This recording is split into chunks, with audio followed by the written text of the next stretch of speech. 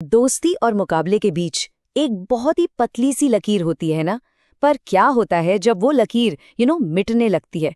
चलिए, आज तिलक और विजय की कहानी में इसी बात को समझते हैं। ये एक ऐसी कहानी है जो हमें दोस्ती की असली परीक्षा और हाँ, माफी की ताकत के बारे में बहुत कुछ सिखाएगी। सोचिए, बस एक छोटा सा मजाक या शायद गलत समय पे कही गई कोई बात, क्या बस इतना ही काफी है किसी गहरी से गहरी दोस्ती को आजमाने के लिए? बस यहीं से हमारी कहानी में एक ऐसा मोड़ आता है जो ये सवाल खड़ा कर देता है। तो चलिए, मिलते हैं कहानी के दो किरदारों से, तिलक और विजय। भाई, ये दो ऐसे जिगरी दोस्त थे ना कि इनकी दुनिया ही एक दूसरे से शुरू और एक दूसरे पर खत्म होती थी।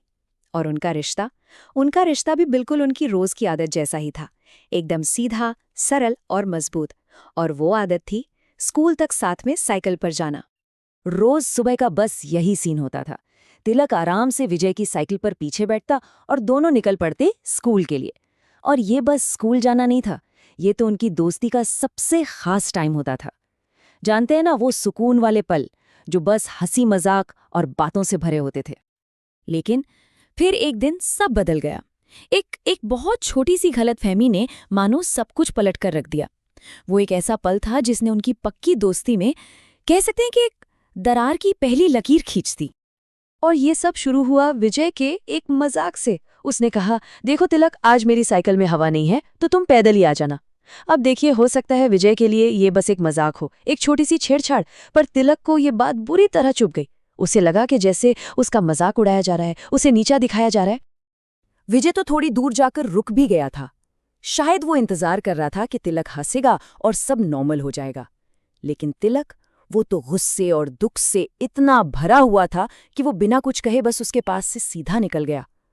और वो जो खामोशी थी ना उस पल में, ऐसा लगा जैसे उनकी दोस्ती का धागा बस टूट ही गया। तिलक रुका ही नहीं, वो बस चलता गया। और स्कूल की तरफ बढ़ता उसका हर कदम जैसे उसके गुस्से को और हवा दे रहा था। उसे ऐसा महसूस हो रहा था जैसे उसके दोस्त ने उसे धोखा दिया हो, और उसके दिमाग में अब बस एक ही बात घूम रही थी, बस अब इससे दूरी बना लेनी है।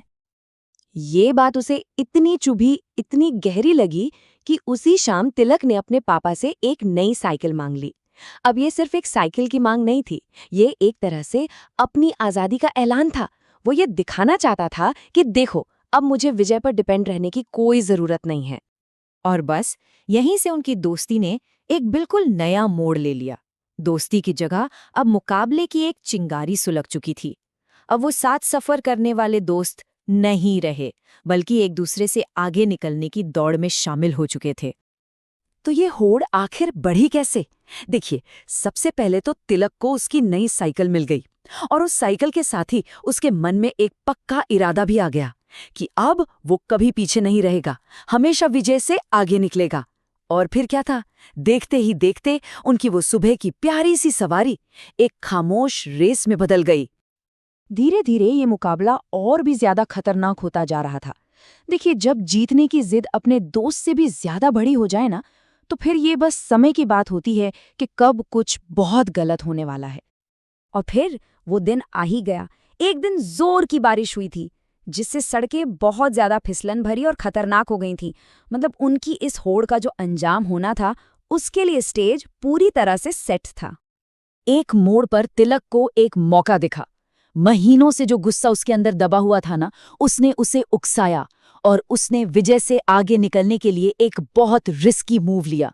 उस एक पल में उसके लिए जीतने के अलावा और कुछ भी जरूरी नहीं था। और बस तभी उसका पहिया फिसल गया और वो धड़ाम से जमीन पर जा गिरा। और यहीं पर कहानी का रुख पूरी तरह से बदल जाता है। वो जो तनाव था, वो जो होड़ थी, वो टूट जाती है, और उसकी जगह लेता है गलती का एक गहरा एहसास। ये वो पल था जब ये साबित होने वाला था कि दोस्ती किसी भी मुकाबले से कहीं ज्यादा बड़ी और मजबूत होती है। जैसे ही विजय ने तिलक को गिरते देखा, वो एक पल के लिए भी नहीं रुका। रेस, मुकाबला, कौन आगे है कौन पीछे, वो सब कुछ भूल गया। उसने फौरन ब्रेक लगाए और भागा अपने दोस्त की मदद करने। उस लम्हे में कोई कंपटीशन नहीं था, सिर्फ एक दोस्त था जिसे मदद की सख्त जरूरत थी। और फिर विजय ने बहुत समझदारी से कहा, ये सब हमारी मुकाबले की भावना की वजह से हुआ है। अगर हमारे बीच ये आगे निकलने की होड़ न होती तो तुम्हें ये चोट नहीं लगती। वो साफ साफ देख पा रहा था कि असली गलती फिसलन भरी सड़क की नहीं, बल्कि उनकी इस बेकार की रेस की थी। विजय की ये बातें सुनकर तिलक का दिल भर आया। उसने शर्मिंदा होकर माना, नहीं विजय, गलती तो मेरी थी। मैं ही भूल गया था कि मुकाबले की भावना रखकर साइकिल नहीं चलानी चाहिए। अब मेरी आंखें खुल गई हैं, प्लीज मुझे माफ कर दो। और बस उस एक सच्ची माफी के साथ उन दोनों के बीच की नफरत की दीवार ढह गई। तो आखिर में ये कहानी हमारे लिए एक बहुत बड़ा सवाल छोड़ जाती है। सवाल ये कि एक हेल्दी कंपटीशन जो हमें बेहतर बनने के लिए मोटिवेट करता है, और एक नुकसान पहुंचाने वाली होड़ जो हमारे रिश्तों को ही तबाह कर सकती है, इन दोनों के बीच की वो पतली सी लाइन आखिर है कहाँ? इस बारे में सोचना वाकई बहुत जरूरी है।